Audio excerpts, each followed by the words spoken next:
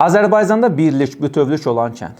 Bu kənddə süfrə ehsanı əvəzinə insanlar abadlıq işləri görürlər. Kimisi ehsan olaraq yol təmir etdirir, kimiləri də kəndin abadlaşması üçün iyanə verir, dəstək olur. Özümün qonaq olduğu bu kənd Şamaxı rayonunda yerləşir. Videomuza keçməzdən öncə kanala abunə olmağı unutmayın. Sizin dəstəyiniz bizim üçün önəmlidir. Söhbət Şamaxı rayonunun Göylər kəndindən gedir. Azərbaycanın bir-birindən gözəl bölgələrini, kəndlərini tanıtmaqda davam edirik. Bu dəfə yolumuz Şamaxı rayonunun ən böyük kəndi Göylərədir. Tarixi abidələri, görməli yerləri ilə tanınan, eyni zamanda erməni vəhşiliyi nəticəsində 1918-ci ildə dağıdılan Göylər kəndinə. Yerin Qulağı YouTube kanalı Göylər kəndi ilə bağlı ən maraqlı məlumatları təqdim edir. Çox fərqli bir yerdir həqiqətən və burada baxın, burada məzar var içəridə və giriş qapısına diqqət edin, çox balaca. Çalışacağıq bura girək. Gördüğünüz gibi içi geniş.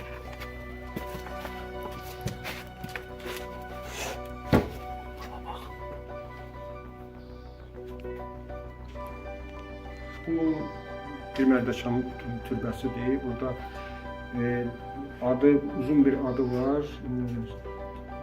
Tahir təxminən İbn Əli Mədəkani.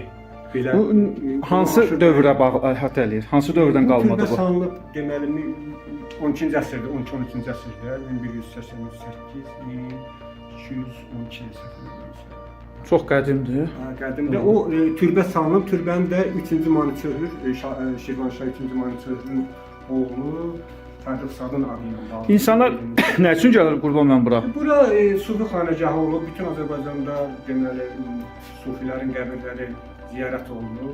Göylər kəndidə həm burada bir qəbirstanlıq olub, həm də ki, gəlib ziyarət edirlər. Gördüyünüz kimi qapı da çox balacadır, çox balaca. Yəni burada yəqin ki bir dini tərəfi var. Bu da yəqin ki ora girən şəxsin Bütün Azərbaycanda adətən türbələrin, bu türbələrin qapısı balaca olur ki, ora bir növ əyilib girəsən və burada bir hörmət əlaməti var. Hörmətlə bir ritual da var ki, adətən arxası üstə, yəni daldalı çıxırsan. Bu düz o çox əməl olunmur.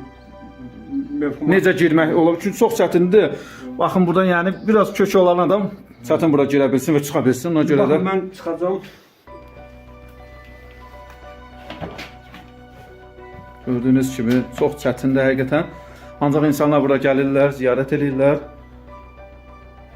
Şamaxı rayonunun Göylər kəndindəyik. Bəli dostlar, bura Şamaxının Göylər kəndidir. Gördüyünüz kimi biz burada dağlıq hissəyə çıxmışıq. Çox gözəl mənzərəli yerdir.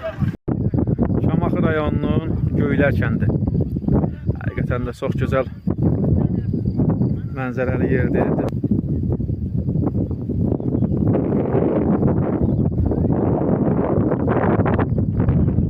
Şamaxı rayonunun əhali sayına görə ən böyük kəndi Göylərdir. Azərbaycanın qədim yaşayış məskənlərindən olan Göylər kəndi Şamaxı rayonunun cənubunda Böyük Qafqaz Sıra dağlarının Ləngəbis silsiləsində yerləşir. Burada 10 minə yaxın, daha dəqiqini desək, 2019-cu ilin yanvar ayına olan məlumata görə 8002 nəfər yaşayır. Göylər kəndi Dağ Göylər, həmçinin Acıdara və Çöl Göylər kəndləri ilə birlikdə meydana gələn Göylər İnzibati Ərazi Dairəsinin mərkəzidir. Şirvan xanlığında inzibati ərazi vahidi olan Elat mahalının tərkibində 1821-ci ildə Göylər kəndi də daxil olmaqla 20 oba birləşmişdi. Bu mahalın sakinləri əsasən maldarlıq, qismən isə əkinçiliklə məşğul olurdular. Göylər kəndində bir çox tarixi abidə yerləşir. Pir Mərdəkan xanəgahı 12-ci əsr Göylər kəndi. Qalacıq yaşayış yeri 3-13-cü əsrlər Göylər kəndi. Küp qəbirləri nekropolu antik dövrü Dağ Göylər kəndi, Şəhərgah antik dövrü və ilk orta əsrlər, Çöl Göylər kəndi, Şəhərgahın qəbirstanlığı antik dövrü və ilk orta əsrlər, Çöl Göylər kəndi, Saxçılı ta yaşayış yeri, antik dövrü və ilk orta əsrlər, Çöl Göylər kəndi, Pirə Bağdad nekropolu, Çöl Göylər kəndi, Göylər məscidi kənddə Faxra, Dibəkli, Arnaud, Qızılca, Dağmalı kimi dağ zirvələri də var. Kəndin dəyərli ziyalılarından olan yazıcı publisist Telegraf.com saytının redaktoru Qurban Yaquboğlu Göylərlə bağlı fikirlərini bölüşüb. Stat. Deyilənə görə ötən əsrin 60-cı illərinin orta məktəb dərsliklərində Göylər Azərbaycanın ən böyük kəndlərindən biri kimi göstərilirmiş. Tarixən heyvandarlıqla məşğul olan kənd sakinləri ilin yay və qış fəsillərinin təbiətinə uyğunlaşaraq dağ göylər və çöl göylər olmaqla iki yaşayış məntəqəsində məskunlaşırmış. Sovet hakimiyyəti qurulduqdan sonra göylər bir neçə kəndi özündə birləşdirən iri sovetlikidir. Bundan başqa 1949-cu ildə tikilib istifadəyə verilmiş klubu, kitabxanası, 1950-ci ildə inşa olunmuş xəstəxanası, 1920-ci illərin sonunda və 1970-ci illərdə tikilmiş 2 məktəb olan İnzibati Mədəni Mərkəz stasionunda idi. Göylər kəndinin əhali resursu böyük olub. Xüsusən 70-ci illərin sonu, 80-ci illərin əvvəllərində günün ikinci yarısında kəndin baş küçəsində maşınların hərəkəti mümkünsüz hala gəlirdi. Çünki işdən sonra qəzet almağa, mağazaya, kluba, bir-biri ilə ünsiyyət üçün mərkəzə axışan kənd sakinləri böyük bir tülünç yaradırdı. Təəssüf ki, məşğul problemi həll olunmadığından məhz həmin dövrdən kənddən keçmiş Sovet respublikalarına kənddən güclü miqrasiya başladı. Bir neçə yerli və ölkə miqyaslı tarixi abidəsi olan Göylər kəndinin böyük turizm potensialı var. 2023-cü ildə Şamaxının türk dünyasının turizm paytaxtı elan olunması Göylər kəndinin turistik potensialının üzə çıxarılmasında əvəzsiz rol oynaya bilər. Təəssüf ki, son illər Göylər kəndinin bir sıra ciddi problemləri var. 1975-ci ildə tikilib istifadəyə verilmiş bir saylı tam orta məktəb qəzalı vəziyyətdədir. Uzun illər nəinki Göylər kəndinin, qonşu kəndlərin də mədəniyyət mərkəzi olan Mədəniyyət evi uçmaq təhlükəsi altındadır. Folklor evi və kitabxana artıq həmin mədəniyyət evindən köçürülüb. Bir sıra tarixi abidələrin də qorunmasında problemlər var. 12-ci əsrə aid Pir Mərdəkan abidəsinin ətrafını hazırda kol-kol basıb. Buranın abadlaşdırılmasına olan ehtiyacı da heç kəs dana bilməz. Statın sonu.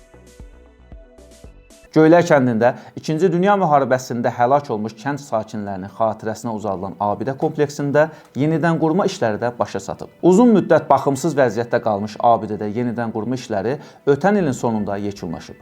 Abidə kompleksində 1-ci və 2-ci Qarabağ savaşlarında, o cümlədən aprel döyüşlərində həyatını itirmiş Göylər kəndinin 15 şəhidinin də adları əbədiləşdirilib.